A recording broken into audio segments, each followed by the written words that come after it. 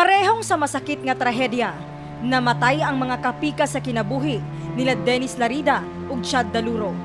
Parehong ni barog ug nagpadayon bisan pa man sa mapait nga kasinatian nga niusab sa dagan sa ilang mga kinabuhi. Nagpadayon sa pagtikang ngadto sa unahan, one day at a time, puno sa pagsalig diha sa kahitasan nga adunay gihapoy paglaom bisan pa man sa mapait nilang naagian ang pagkahanaw sa hingpit sa ilang mga minahal sa kinabuhi. Kanang time biya with the family, na short ba ako ana. Very short dito sa time na ako sa akong pamilya nga naman. Nagsigig ko paningkamot nga mabuhi sila. Sa ako, kung ikumpara na ako o ang akong asawa sa akong anak, mas daghan sila o panag-uban kay mabilin silang duwa, ako magsige makogbiyahe.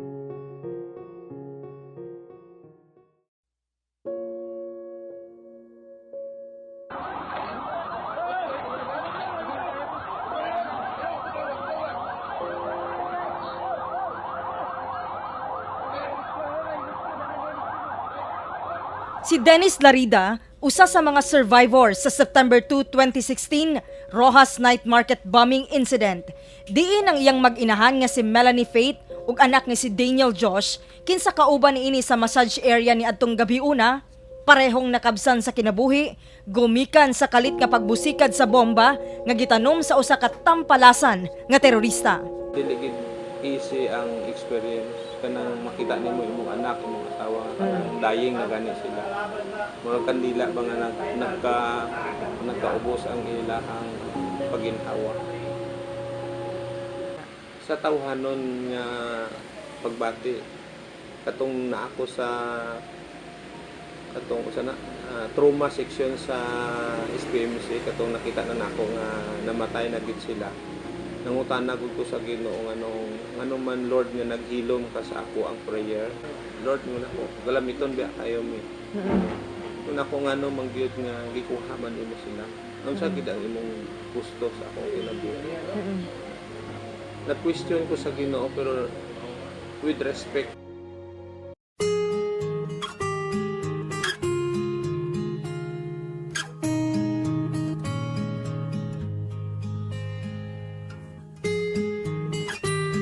Asa ka nagkuha ana nga kusog, sir, nga you have to move on sa imong life human sa incident, sir, human sa pagkamatay sa imong yung pamilya gyud?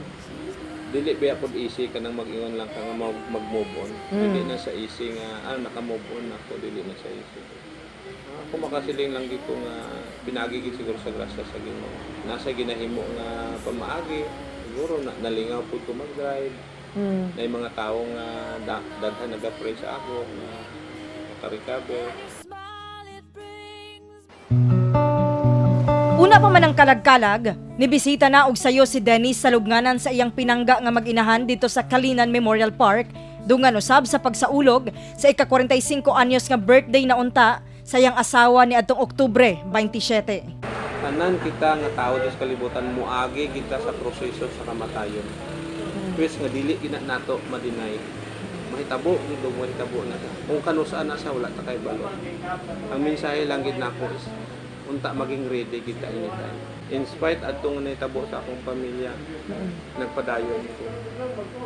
Gipagamit gid nako ako ang kinabuhi nga nahimo kong God testimony akong life na in spite sa nahitabo nagpabilin ko nga faithful sa iya.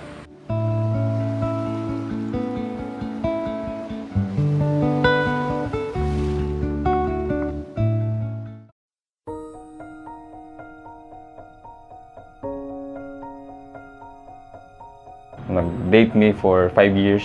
Oh, 5 years. Then, we got married. 6 months lang ni Hinyo. Wala pa'y tuig nga nagminyo sila Chad ug Mary Joy Hope Daluro o MJ sa dihang nahitabo ang mapait nga trahedya sa NCCC Mall, diin usa si MJ sa mga SSI agents nga wala makalingkawas gikan sa nagdilaab nga mall nga maoy ni hunos sa ilang mga kinabuhi. Una-una lang urag bago pang sunog pero ganina ra dayto. So while katong naga-text pa mi sa balay, ongoing na daw ang sunog ato. So mga to, sa last na mga storya, siya, we are dying here na, please help us. So mga to last, tapos istoryahan din ako mga officer nga napay tao sa taas. Saka sila, yung mga wala pa 5 minutes, naog ang mga officer sila, di na daw nila masulod ang 4th floor. Nakuha na ito, namugnaw, di ko mayo, ako gibuhusan og isa ka balding ice ba. Wag di ko katuo kay bago pa may nag-text pagtanaw na ko sa cellphone, wala pa may 30 minutes. Yung last reply niya sa kuha. Ganina pa ang sunog ato. Kabalo sila, trap na sila. Lisod kayo i-explain sa akong gibate ato, murag sakit kayo na part sa kuha nga murag miingon nga murag patay na gid sila kay syempre ganina pa ang sunog. Pero na part pod sa kuha nga gahop gihapon ba nga basig na milagro makagawas lagi ni sila. Sir Chad, kumusta ka after the incident sa nangyari sa imo, nahawa ni tabo sa imong wife? Life must go on. Baga. Medyo gimingaw, of course. Gimingaw sa akong asawa. Kung ginabuhat ron is really trying to convince myself ba nga kumbaga wala na lagi mong asawa. Di na may usahay nga tinuod ba itong hitabo sa ko? Warag napaka sa denial stage ba? Kumbaga dili pa kakatuo. It's almost unbelievable ba nga sa tanang tao sa kalibutan kumbaga hitabo na siya mo ha.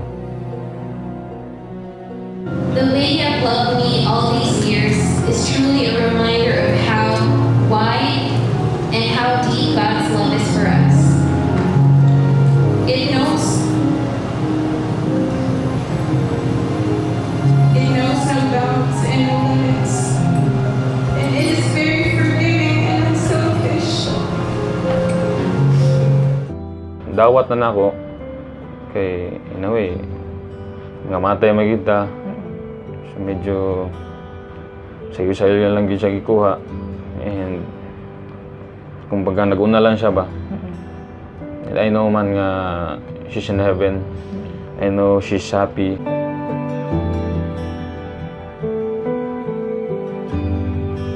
Death is a reality of life. Kung makaagi man kung mag-aagi mo mga ana, ako ang ma-storya is ang pinakakigid is to accept.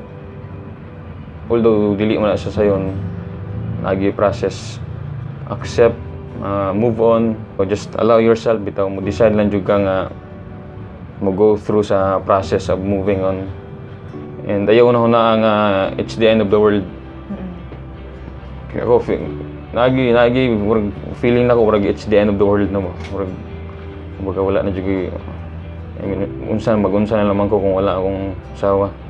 Kumbaga na ko paglaong ba, kumbaga di na ko ma-imagine akong self with another girl, kumbaga ni Ana. Nahimong lig-on nga pundasyon sa paglaom ni Chad ang hashtag ni MJ sa iyang Facebook nga Hope is Real. Hope is real. In Christ. Okay, apart from Christ, wala magigitay hope. Wala magigitay paglaom. So, kana po nga, kung naghahatag po nag-encouragement sa kuha ka na hashtag, I'm just, kumbaga, depending lang yun kay Lord ba? Just trusting His grace nga we will go through this, no? Dili lang, kumbaga, knowing I'm not the only one nga go through ani, but ginaubanan ko sa Ginoo, ginaubanan ko sa iyang grasya, and gina-remind po na ako ang sarili gud nga it's not the end for me ba. Kumbaga there's still hope bitaw. Kaya usay man good feeling na ko urag wala na ko'y hope ba. Mo matrigger bitaw ka, mingawon ka sa mga asawa, urag feeling na ko unsa naman akong buhaton sa akong kinabuhi urag ana bitaw. I feel hopeless. Pero always gina-remind akong sarili na there's always hope in Christ.